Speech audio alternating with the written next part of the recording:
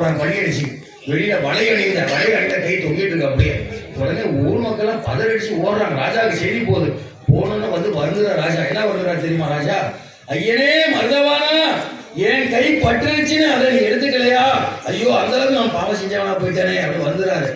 பரகுணரே வருங்கற்க, உமது பெருமை உலகறிவதற்காக இப்படி செய்தோம், இப்பொழுதே எடுத்துக் கொள்கின்றோம் அப்படின்னு உள்ள இருக்கிறார். பூமாரியா பொடிய வரகுண பாண்டியர் எல்லாரும் உண்டாகிறார். அப்ப என்ன தெரியுமா?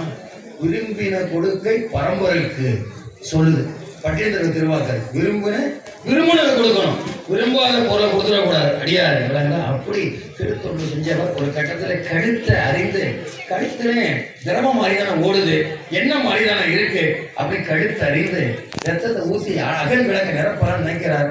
சாமி விடுவாரா? அரிய அஞ்சிட்டே இருக்கிற ரத்தம் ஒழுங்க ஆரம்பிக்குது. வந்து என்ன பிடிக்கிறாரு? டக்குன்னு கையை பிடிச்சிடாரு. பிடிச்ச உடனே என்ன செய்ய ஊர் நீங்குது, அவருக்கு பேர் வாய்க்குது. தான் கிடைக்குது. அதெல்லாம் சின்ன அளவு நேரம் ஆயிடுச்சு.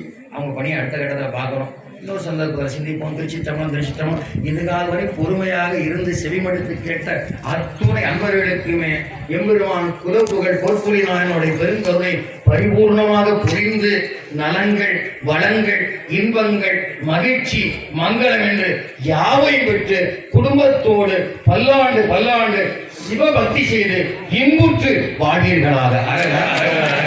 விடைவுடன பொறுத்துடிவே பெரியோர் கடன். நன்றி நன்றி. நிகழ்ச்சி நடத்துகின்ற நாட்டியத்தாங்குடி அன்பர் பெருமக்கள் அத்துணை அடியார் திருவடிகளுக்கும் நன்றி நன்றி நன்றி நன்றி. திருச்சிற்றம்பலம்.